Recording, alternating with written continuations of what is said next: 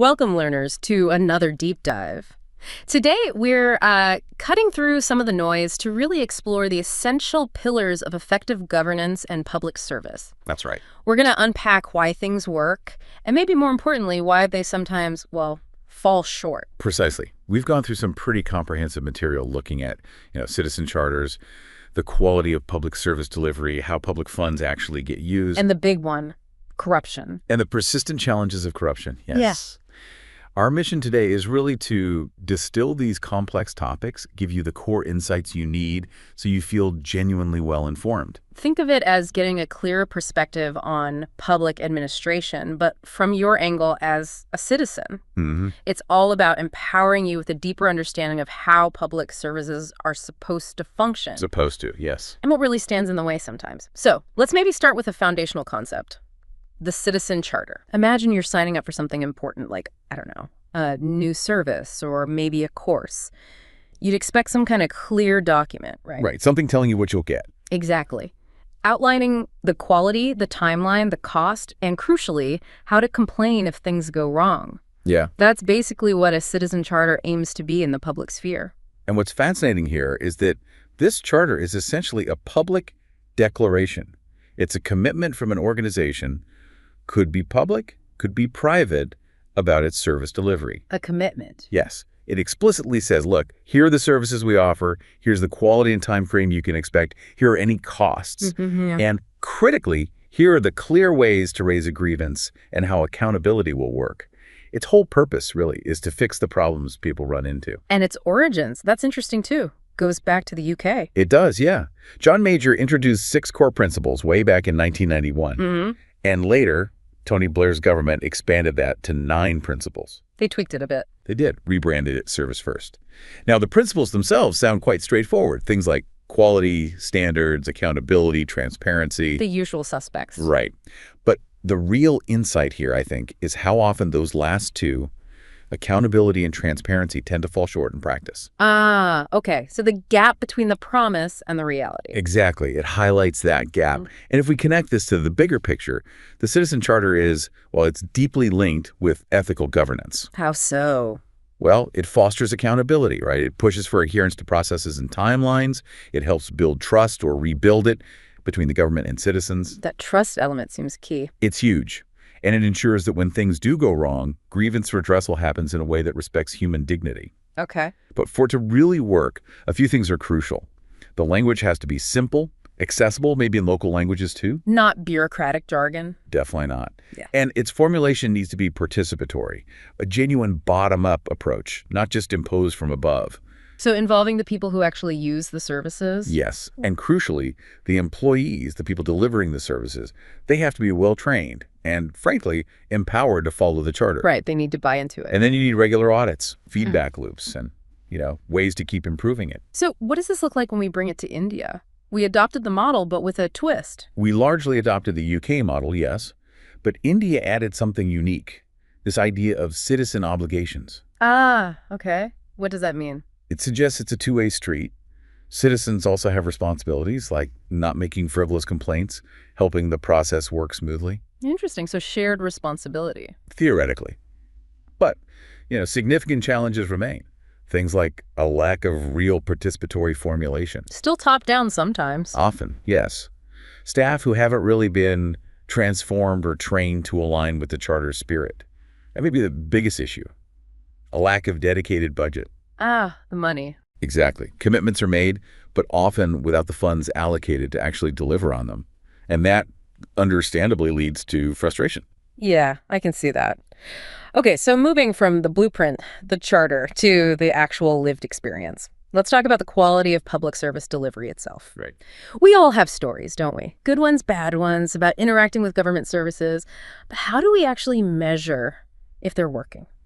And what does that do to, trust? That's a really important question. How does that day-to-day experience impact public trust?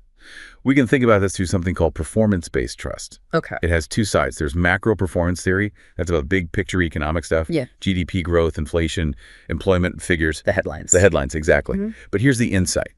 A government might boast really strong macro performance, the economy's booming. But if your personal daily interactions, trying to get a birth certificate, dealing with unreliable electricity, waiting ages for a passport, if those are consistently bad, That's what sticks with you. that personal micro experience often erodes trust much faster than any economic boom can build it. It really shows where governments sometimes miss the mark. Yeah, that resonates. What stands out to you when you think about these challenges on the ground? Oh, they're everywhere, aren't they? Unfortunately, yes. Poor road quality, endless delays for simple applications like passports, worries about privacy with digital services like Aadhaar, Big concerns there. and sadly, still persistent corruption and often a lack of inclusivity in how services are delivered. And think about some stark examples. Tragic hospital fires that clearly show a severe lapse in basic safety standards, which is a core public service. Absolutely horrific. Or chronic teacher absenteeism in schools.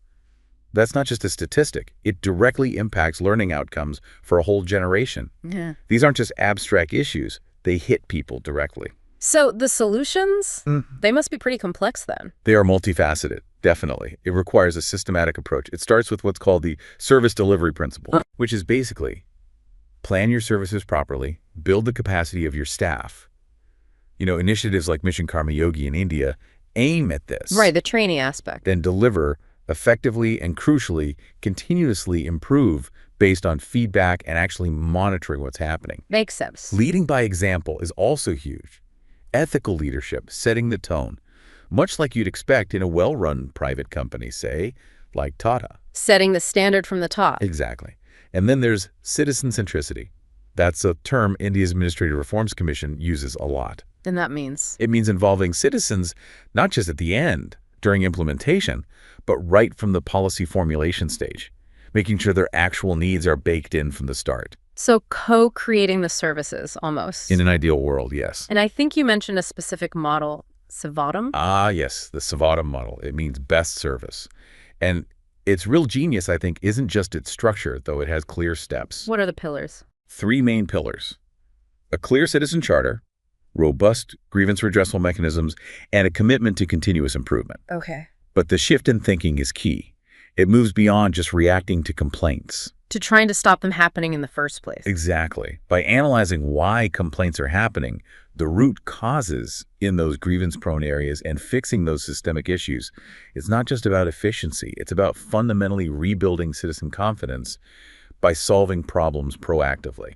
That sounds like a much better approach. Okay, let's shift gears a bit. Let's talk money. Public funds. Always an important topic. Absolutely. This is your tax money we're talking about, the listener's money, and how it's managed, how it's used. It's just fundamental to good governance, isn't it? It absolutely is. And this brings us to a couple of really crucial ethical doctrines. Okay. First, there's a doctrine of public trust. The core idea is simple. Yeah. Public money belongs to the people. Right. It's merely entrusted to civil servants to implement policies for the public good. Any misuse for private gain, nepotism, favoritism, any conflict of interest fundamentally breaks that trust. That sacred trust, yeah. And second, there's the principle of appropriateness.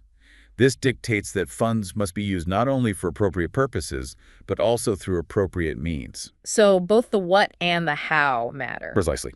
Both the ends and the means of spending public money have to be sound and ethical. And we know there are significant issues here. Our sources really highlight this. Things like underutilization. Yes, underutilization is a big one. Funds are allocated but simply not spent. This often leads to that chaotic March rush. The end of financial year spending spree. Exactly. Where money is spent hastily, maybe not effectively, just to avoid having to return it. Which isn't ideal. Not at all. And then there's the flip side, misutilization, where the money is spent, but it's diverted for personal gain, corruption, or purposes entirely different from the intended public benefit. Just wasted, or worse. Wasted or stolen, yes. And the reasons for this improper utilization are quite complex. Well, there's often an over-reliance on centrally sponsored schemes. This can create friction in federal systems. Federalism issues, right. States feeling like their needs aren't met. Exactly. States might feel their autonomy is undermined, or that centralized mandates don't really address unique local needs, or that the funding share isn't fair. Okay. Centralized top-down planning in general can lead to policies that just don't fit local realities, and they can result in funds sitting idle because the project isn't feasible on the ground. Mismatched priorities. Mismatched priorities, yeah. And then, of course, there's the whole issue of populist measures. Freebies offered around election time. That's always controversial. Very. It raises serious ethical questions about using public funds for short-term political gain, even if courts sometimes deem them legally permissible. Right. Plus, you have practical issues, like blockages in the flow of funds, sometimes a lack of technical staff to actually implement complex projects, and even just poor basic infrastructure hindering the work. So a whole range of problems leading to money not being used properly. It's a mix of systemic, ethical, and practical challenges. So we've identified the leaks in the system, so to speak. Mm-hmm. The crucial next step, then, must be plugging them.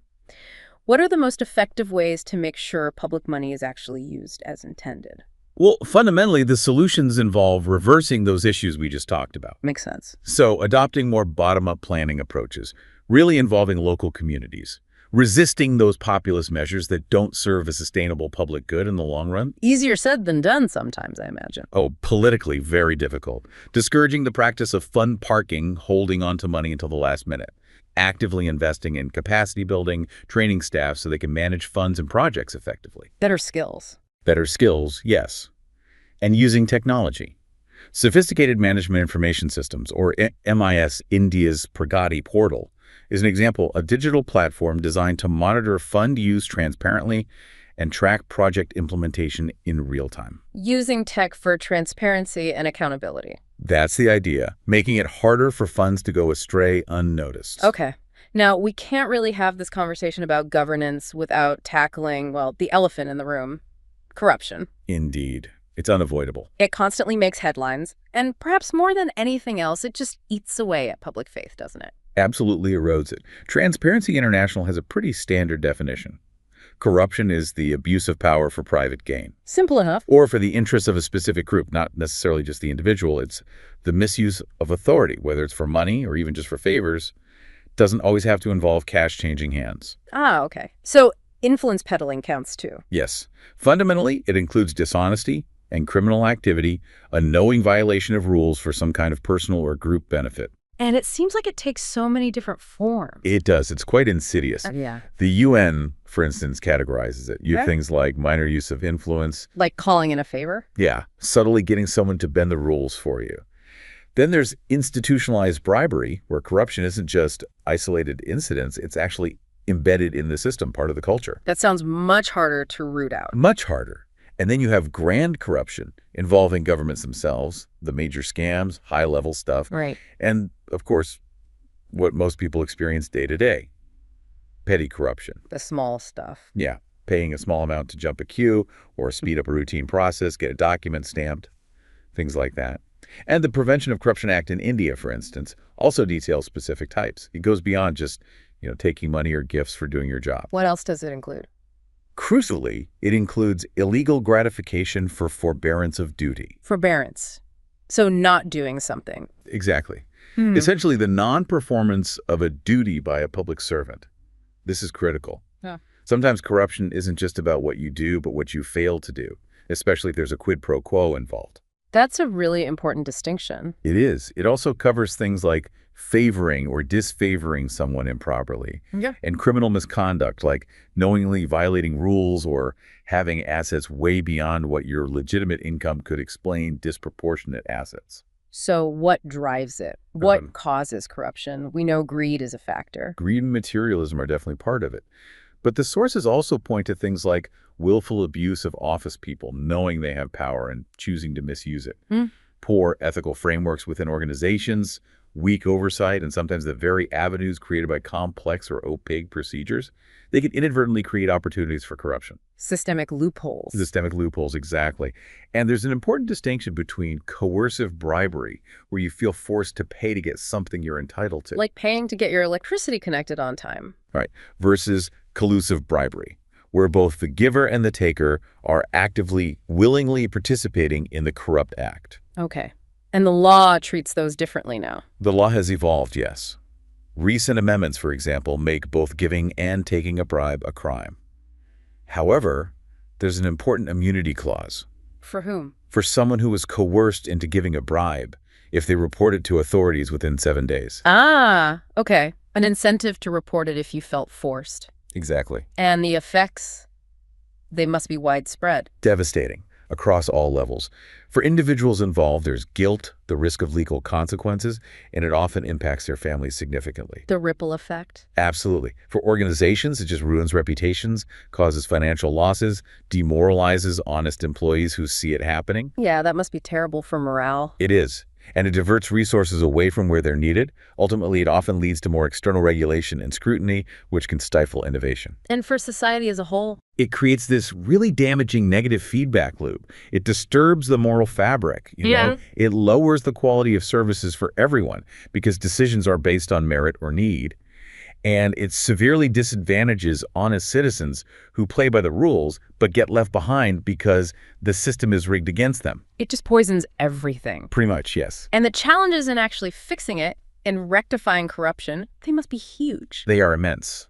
One significant hurdle, for example, is a legal provision, Section 19 of the Prevention of Corruption Act in India. What does that do? It requires prior sanction, permission from the government, before courts can even take cognizance of or formally recognize alleged offenses against public servants. Okay, so the government has to agree to prosecute its own official. Essentially, yes. Now, the intention behind it is understandable to prevent frivolous or malicious complaints aimed at paralyzing officials. To protect honest officials from harassment. Right. But paradoxically, this safeguard can also be misused. Senior officials might use it to shield corrupt subordinates, delaying or blocking investigations. So it can be a shield for the corrupt, too. It can be, yes. Add to that things like very slow trials, the sheer complexity of investigating financial crimes, and the deep-seated nexus you often find between institutional and grand corruption. It makes breaking these cycles incredibly difficult. A tangled web. A very tangled web. So the solutions, they have to be multi-pronged. No silver bullet. Definitely not. It requires a sustained, concerted effort.